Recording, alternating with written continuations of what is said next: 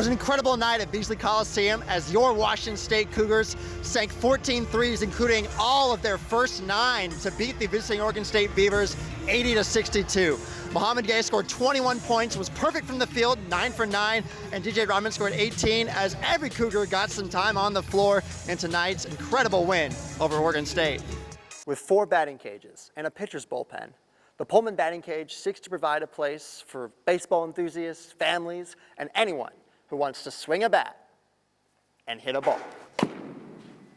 The Cougs flew down to Autzen but couldn't quite clip the Ducks' wings, losing 38-24 in a hard-fought battle. A sea of green with aisles of crimson far between was the sight Saturday in Eugene. Coach Greeny has led WSU to a program record 7 straight NCAA tournaments. Nonetheless, the 2023 Cougar volleyball team is already raising the bar.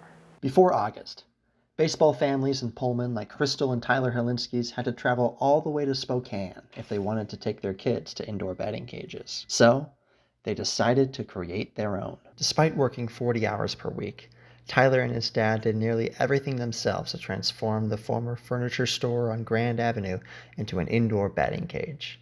They knocked out a wall, smoothed out concrete, and installed the netting and batting cage machines for an August 12th opening. Every time someone walks in and says that it looks really good in here, they really like it, whatever, it was mainly me and my dad who built a lot of it. With 4 batting cages and a pitcher's bullpen, the Pullman batting cage seeks to provide a place for baseball enthusiasts, families, and anyone who wants to swing a bat and hit a ball.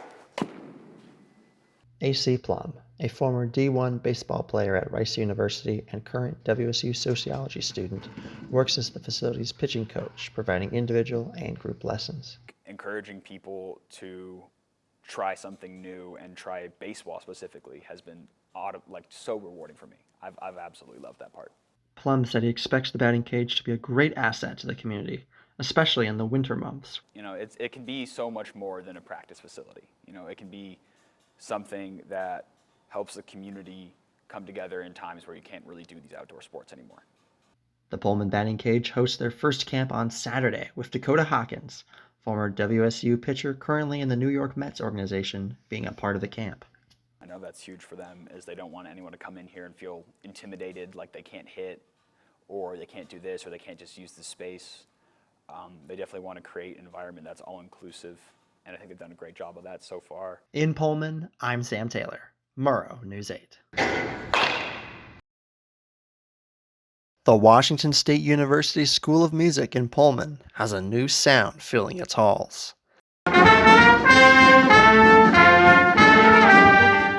The latest ensemble at WSU is the Crimson City Brass Band, a New Orleans-inspired jazz combo comprised of trumpets, trombones, saxophones, sousaphones, and a drummer. The group was founded by WSU doctoral student Zan Perkins, who came to WSU to study New Orleans brass band music and serves as the graduate assistant for the WSU Cougar Marching Band.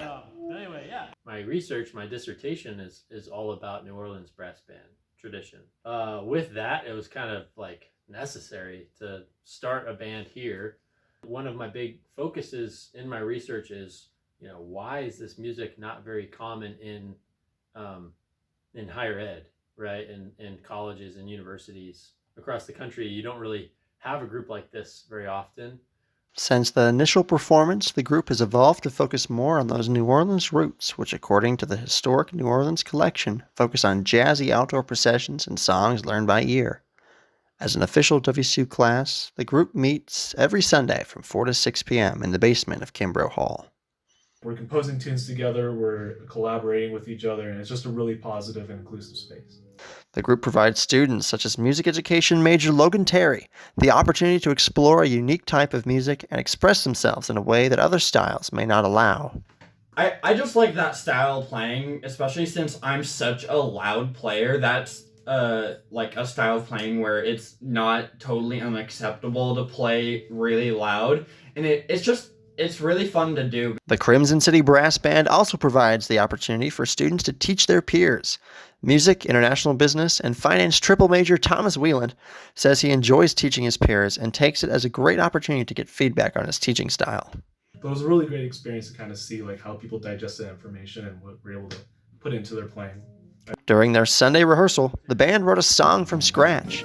Zan laid down a bass line on his sousaphone, and each member got the chance to contribute their ideas. Eventually, the group settled on an idea and built onto it. The way that these New Orleans brass bands write tunes is exactly like what we did, right? I mean, they just kind of jam over something, and they discover what they like. Making something really simple and then building upon that to try to make something that is cohesive and is something that people can learn and really pick up on. After several months of rehearsal, the Crimson City Brass Band is ready to get out and perform in the Pullman community. Of course, as musicians, our primary goal is to or primary purpose is really to be entertainers. Usually brass bands are out on the streets or just basically anywhere but a concert hall. So, when the Crimson City Brass Band comes marching in, they hope you'll enjoy their music that you typically wouldn't find in a college setting. In Pullman, I'm Sam Taylor.